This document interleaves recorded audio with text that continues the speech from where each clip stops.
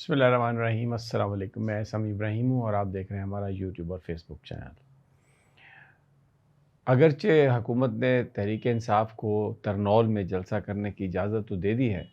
اور یہ جلسہ ہو رہا ہے 22 اگست کو، لیکن اس وقت جو شہر کی صورتحال ہے، مختلف سڑکوں کو بند کیا جا رہا ہے، وہاں پہ کنٹینر لگائے جا رہے ہیں اور پنجاب بھر سے گرفتاریوں کی اطلاع آ رہی ہے، لوگوں کو پکڑا جا رہا ہے، خاص طور پر ینگ جو بندے ہیں ان کو پکڑا جا رہا ہے۔ جلسہ ایسا لگ رہا ہے کہ حکومت کل کسی بھی وقت اس کی اجازت کا جو آرڈر ہے اسے منسوخ کر سکتی ہے، اور جس طرح ماضی میں جلسے نہیں کرنے دیے گئے وہی صورتحال ہوگی، پکڑ دکڑ والا معاملہ ہوگا۔ لیکن اس دفعہ جو پی ٹی آئی کے کارکنوں کا جو رد عمل ہے، پی ٹی آئی کی لیڈرشپ کا جو رد عمل ہے، وہ کیا کہہ رہے ہیں، چاہے شیلنگ ہو، چاہے گرفتاریاں ہوں، چاہے سرکار گولی چلائے، چاہے سرکار این او سی واپس لے، جو مرضی ہو جائے، 22 اگست کا جلسہ ضرور ہوگا۔ تو شہر میں ایک اس طرح کی فضا بن گئی ہے، ایک اس طرح کا ماحول بن رہا ہے کہ جس میں حکومت اور پی ٹی آئی کے بیچ معاملہ جو ہے وہ 22 اگست کو بڑا گرم ہو سکتا ہے، اور یہ پی ٹی آئی کے جو لوگ ہیں اس کو ایک اپنے ٹیسٹ کے طور پر لے رہے ہیں۔ اور خاص طور پر جو علیمہ خان صاحبہ نے جو 2 دن پہلے جو بات کہی ہے کہ عمران خان صاحب کی زندگی کو خطرات ہیں اور ان کو ایلیمینیٹ کرنے کا منصوبہ بنائے جانے کی اطلاعات ہیں، اور وہ اس حوالے سے بھرپور احتجاج کریں گی، وہ بالکل پیچھے نہیں ہٹیں گی۔ اس پر کارکن جو ہیں، ورکر، یہ سوال اٹھا رہے ہیں کہ جو مرکزی قیادت ہے، جو باہر جو بڑی قیادت ہے، وہ اس پر بات کیوں نہیں کر رہی، کیونکہ عمران خان صاحب پر جہاں تک ان کو ایلیمینیٹ کرنے کی بات ہے، ماضی میں کوششیں ہو چکی ہیں۔ بہت سارے لوگ جب وہ 2013 کے انتخابات میں سٹیج سے نیچے گرے تھے تو جو وہ کرین کا سٹیج کا ٹوٹنا جو ہے اس کو بھی وہ ایک سازش سمجھتے ہیں۔ پھر اس کے بعد وزیر آباد میں تو ڈائریکٹ عمران خان صاحب کو گولیاں ماری گئیں، لیکن وہ ان کی بچت ہو گئی، اس لیے کہ جو شوٹر تھا اس کو گولی چلانے سے پہلے ایک نوجوان نے آئیڈینٹیفائی کر کے اس کو پکڑا، جس کی وجہ سے اس کی جو ڈائریکشن تھی گن کی وہ ذرا تبدیل ہوئی اور گولیاں خان صاحب کی ٹانگوں میں لگیں اور ان کے جسم کا اوپر والا حصہ محفوظ رہا۔ اب اس کے بعد اب جہاں پر جیل میں جو ایلیمینیشن کی ان کی بات ہو رہی ہے، ورکر کی سطح پر، عام آدمی کی سطح پر جن سے ہماری بات ہوئی ہے، وہ اس بات کو بہت سنجیدہ لے رہے ہیں، وہ بہت سخت رد عمل کا بھی اظہار کر رہے ہیں کہ اگر ایسی کوئی بات ہوئی تو یہ اس کا جو ریئیکشن ہے بہت خوفناک ہوگا، پاکستان کے لیے یہ معاملہ ٹھیک نہیں ہے۔ لیکن جو پی ٹی آئی کی لیڈرشپ ہے، لوگ اس بات پر گلہ کر رہے ہیں کہ جس طریقے سے انہیں اٹھانا چاہیے تھا اس بات کو وہ نہیں اٹھا رہے۔ لیکن یہ جو ایشو ہے یہ 22 اگست کے جلسے میں بہت یہ پلے اپ کر رہا ہے، اور لوگ جو ہیں پی ٹی آئی کے وہ بہت تہیہ کیے ہوئے ہیں۔ بہت ساری ہماری خواتین سے بات ہوئی ہے، بچوں سے بات ہوئی ہے، نوجوانوں سے بات ہوئی ہے، وہ سب کہتے ہیں کہ جو 22 اگست کا جلسہ ہے اس کو کامیاب بنایا جائے گا۔ اور اس میں وہ مثال دیتے ہیں کہ جو کل سپریم کورٹ کے سامنے جس طرح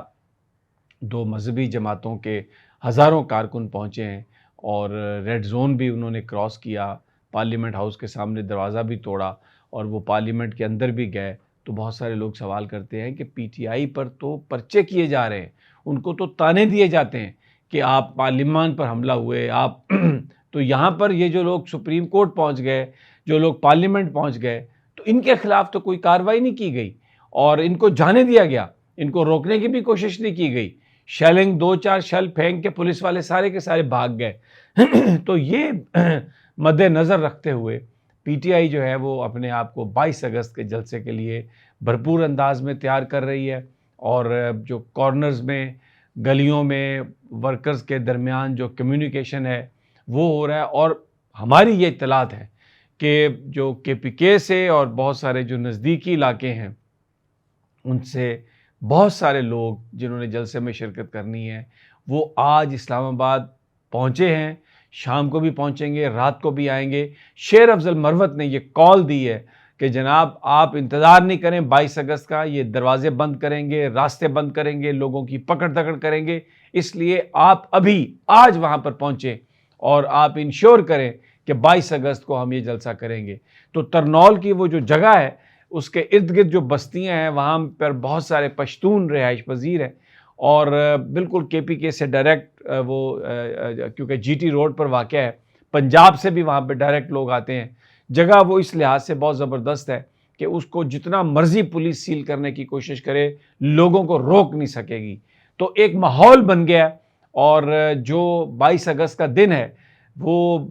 کسی بھی طرف سچویشن کو لے جا سکتا ہے۔ اگر انتظامیہ نے طاقت کے ذریعے جلسے کو روکنے کی کوشش کی تو پی ٹی آئی کے لوگ، ورکر، سپورٹر، سمپتھائزر، وہ اس 22 اگست کو حکومتی جبر و تشدد کا بھرپور انداز میں مقابلہ کرنے کے لیے تیار ہیں۔ اب جناب آج بڑی امپورٹنٹ ہیئرنگ تھی 9 مئی کے مقدمات کے حوالے سے۔ بشریٰ بی بی 12 مقدمات میں جو انویسٹیگیٹرز تھے انہوں نے جسمانی ریمانڈ کی استدعا کی ہوئی تھی بشریٰ بی بی کو کے حوالے سے، تو وہاں پر سلمان صفدر صاحب، ملک فیصل ایڈوکیٹ، انہوں نے آرگومنٹ ہوئے بڑے زبردست، اور اس کے بعد ملک اعجاز آصف جو راولپنڈی انسداد دہشت گردی کی عدالت کے خصوصی عدالت کے جج ہیں، انہوں نے ایک تو جسمانی ریمانڈ کی استدعا کو مسترد کیا، اور اس کے بعد پھر جو 12 مقدمات ہیں ان میں بشریٰ بی بی صاحبہ کو ڈسچارج کر دیا۔ تو یہ بہت ہی ایک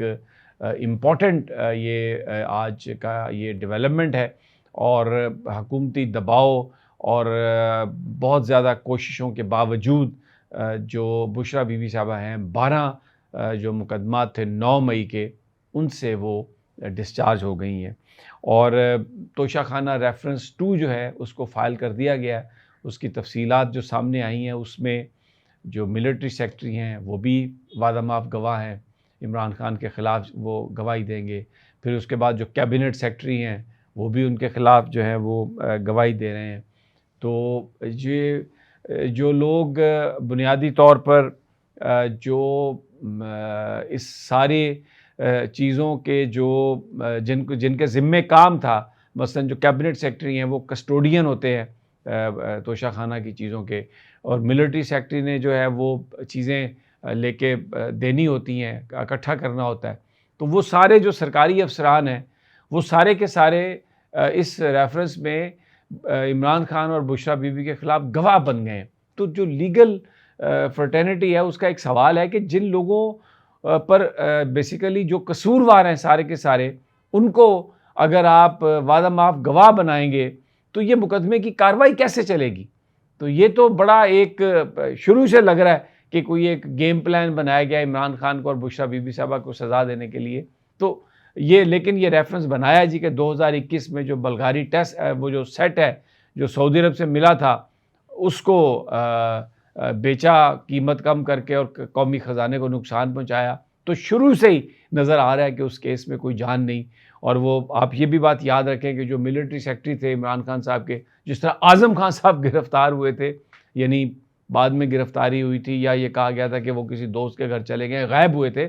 تو اسی طرح وہ بھی خاصا عرصہ غائب رہے ہیں، اور اس کے بعد اب وہ وعدہ معاف گواہ بن گئے ہیں۔ تو جناب یہ ابھی تک کی صورتحال، اجازت دیجیے، جلد ملاقات ہوگی اگلی ویڈیو میں، اللہ نگہبان۔